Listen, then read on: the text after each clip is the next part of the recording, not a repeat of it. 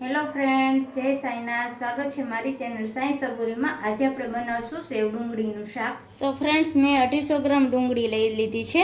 એટલે આપણે હવે આની તે છાલ ઉતારી લેશું. અને આપણે કોઈ શાકની સાંજે શું બનાવવું, આપણે કંઈ તૈયારી ના હોય તો સેવ ડુંગળીનું શાક ફટાફટ બની જાય છે. તો તમે આ રીતે બધી ડુંગળીની છાલ ઉતારી અને આને પહેલાં જ ધોઈ લેવાની છે. અને પછી આ પહેલાં ધોઈ અને પછી આ રીતે ટુકડા કરી લેવાના છે. અને આ ઉપરનું પીળું બીજ છે તે કાઢી નાખવાનું છે. આ રીતે ટુકડા કરી લેવાના છે. પછી આમાં પાણી નાખવાનું નથી. તો ફ્રેન્ડ્સ, મેં આવડા બધા ટુકડા કરી લીધા છે ડુંગળીના. આમાં હવે પાણી નથી નાખવાનું આપણે. અને તેમાં આપણે જોશે ટમેટાના નાના નાના ટુકડા, પછી આ ટમેટાની ગ્રેવી, અને આદું, ખમણેલું આદું છે, મરચાંની કટક્યું છે, લીમડો અને લસણની કટકી છે, અને તેજપત્તું છે, લાલ મરચું છે, અને આ ચક્રફૂલ છે. આ ચક્રફૂલ છે ને તમે આ રીતે સાણચીએથી ભૂકો કરીને નાખશો એટલે આનો ટેસ્ટ અલગ જ આવશે શાકમાં. તો ફ્રેન્ડ્સ, આપણું તેલ ગરમ થઈ ગયું છે. આપણે હવે રાઈ મેથી નાખશું, જીરું અને લસણની કટકી,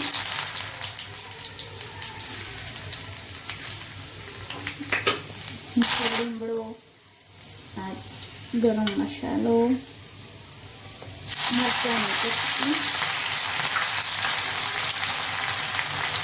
હવે તે બધું નખાઈ ગયું છે. હવે આપણે હિંગ નાખી દઈશું. અને હળદર પાવડર આપણે તેલમાં જ નાખવાનો છે એટલે સરસ આમાં કલર પકડશે. અને હવે તે આપણે ડુંગળી નાખી દઈશું.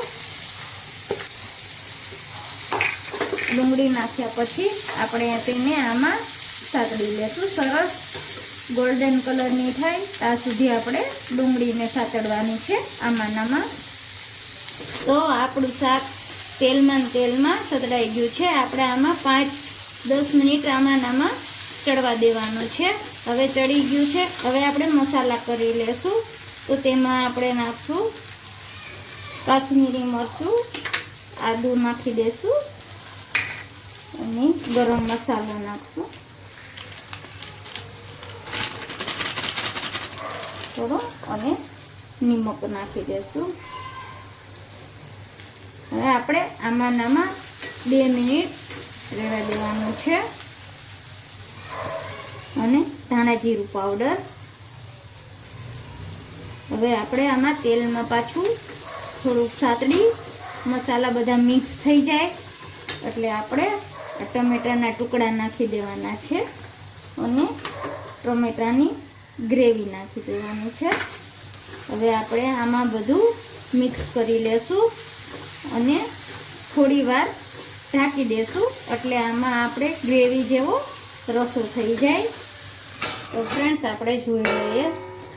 તો આપણે જો ગ્રેવી એ છૂટી પડી ગઈ છે સરસ, અને તેલ એ સરસ છૂટું પડી ગયું છે.